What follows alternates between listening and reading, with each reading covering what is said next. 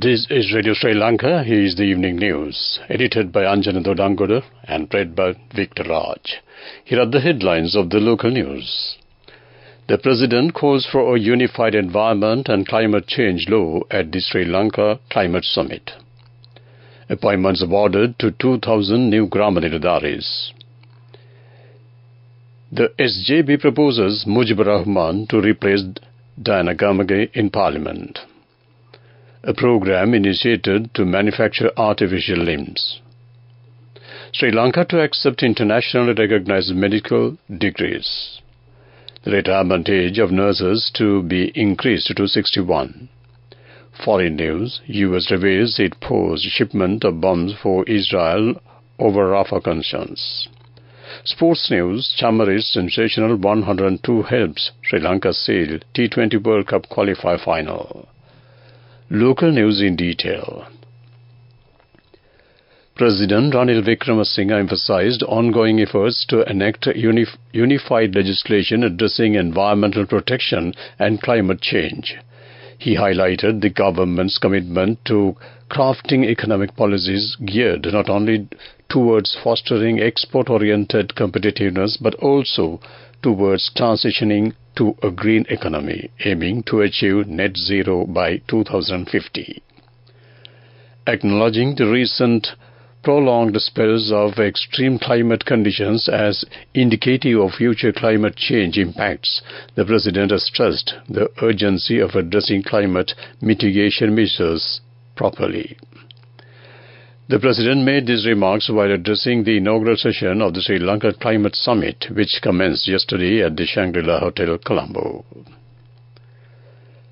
The SJB announced today former MP Mujibur Rahman's name will be nominated from the Samagi Jana Balavega's national list.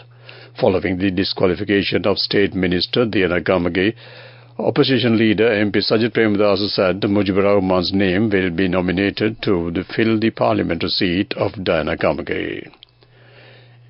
MP Premadasa further said that the SJB's nomination will be sent to the National Election Commission. The SJB is entitled to nominate a candidate to fill the vacancy in Parliament, as Diana Gamage had entered the Parliament via the SJB's national list.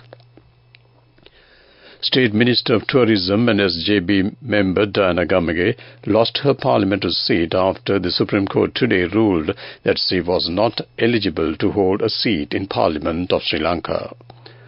The Supreme Court three-judge bench delivered the verdict after taking up for consideration the writ petition that had challenged Diana Gamage's citizenship and right to hold a parliamentary seat. The writ petition was filed by civil activist Ursula Herath, who sought a ruling that Diana Gamage was unqualified to serve a member of the Sri Lankan Parliament due to her British citizenship.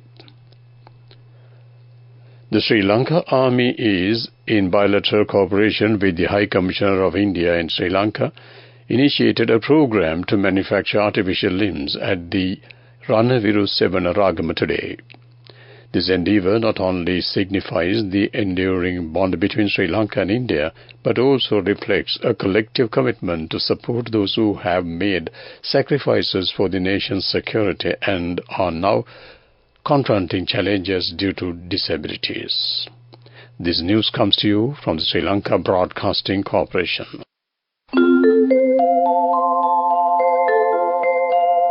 Your next generation digital banking partner, People's Bank.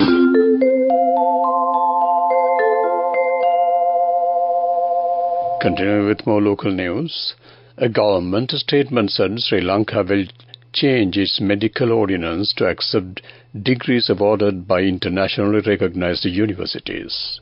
Sri Lanka had appointed a committee to prepare a national policy to suit current needs and recognize internationally accepted medical degrees previously.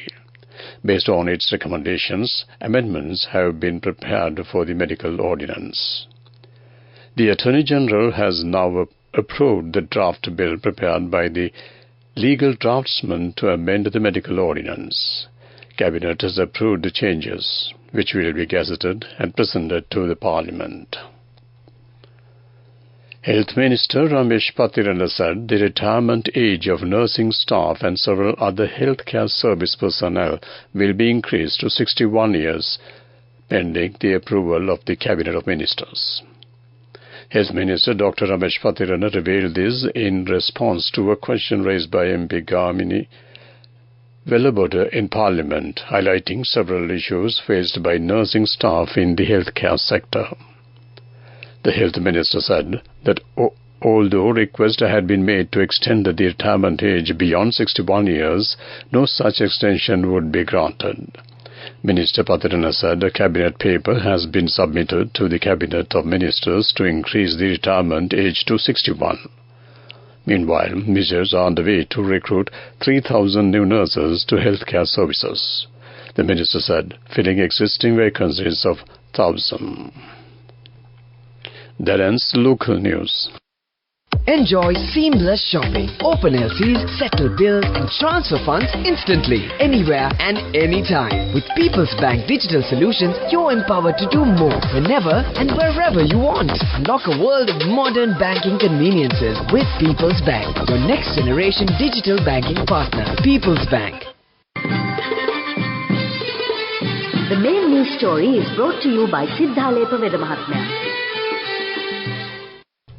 The awarding of appointment letters to 2,000 applicants who have qualified upon the results of the examination and interview conducted by the Ministry of Public Administration, Home Affairs, Provincial Councils and Local Government for the recruitment to the Grade 3 of the Gram and Niradhari Service was held today at Temple Trees under the patronage of President Ranil Wickremesinghe and at the invitation of the Prime Minister Dinesh Gunawardena.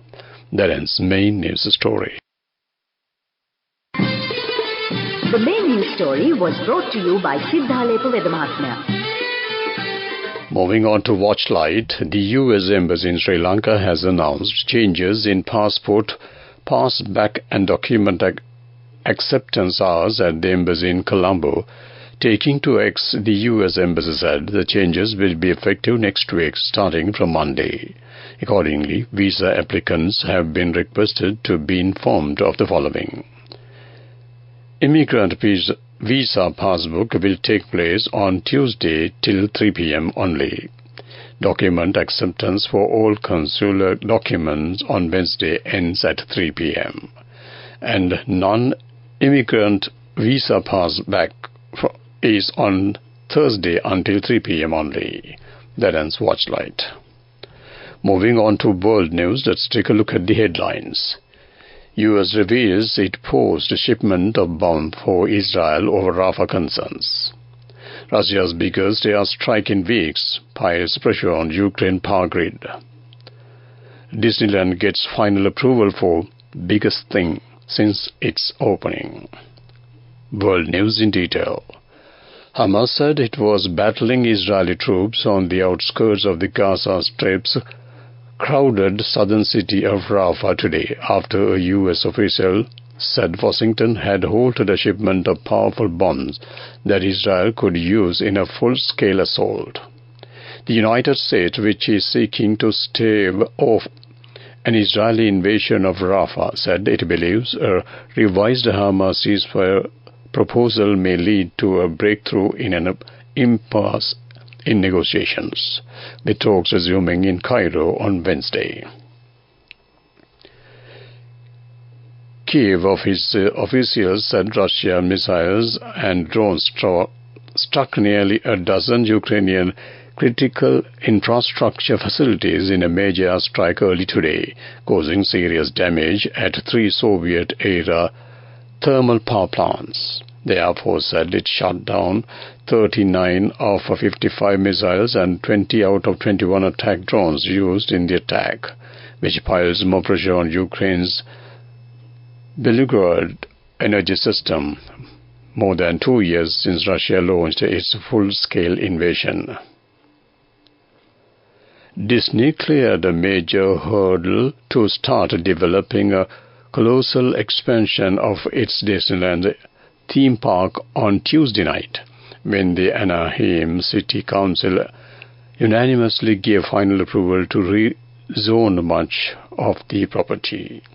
Disney's original resort in California, which comprises a shipping district, parking areas and 2 theme parks, is about 550 acres, which is less than 2% of the size of the Walt Disney World in Florida. To wrap up the world news, let's take a look at the headlines once again. U.S. reveals it paused shipment of bombs for Israel over Rafah concerns. Russia's biggest airstrike in weeks piles pressure on Ukraine power grid. Disneyland gets final approval for biggest thing since its opening. That ends world news. Development news. The Cabinet has granted consent to develop 2 484-megawatt wind power stations in Mana and Punarine, the Government Information Department said yesterday.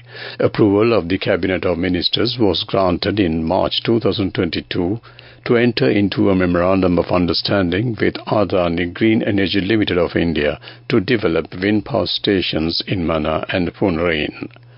Accordingly, a negotiation committee had been appointed by the Cabinet of Ministers to evaluate the project proposal furnished by the said company.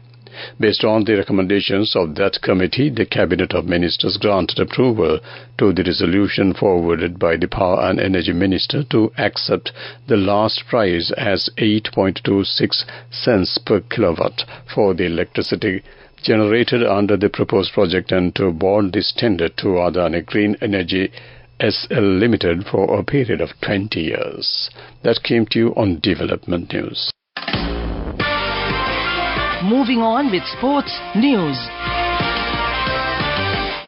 Sri Lanka 169 for 5 beats Scotland 101 for 7 by 68 runs. Captain Chamara Tapatu's 102 of 63 balls helped Sri Lanka win the final of the Women's T20 World Cup qualifier against Scotland in Abu Dhabi. As a result, Sri Lanka will slot into Group A alongside Australia, India, New Zealand and Pakistan, while Scotland will be part of the Group B alongside South Africa, England, West Indies and Bangladesh in the World Cup proper in October. After Scotland asked Sri Lanka to bat, Athapattu lost her opening partner Vishmi Gunaratne in the 3rd over. Harsita Samaravikrama was the next one to depart in the 6th over after being pinned in front of Catherine Fraser.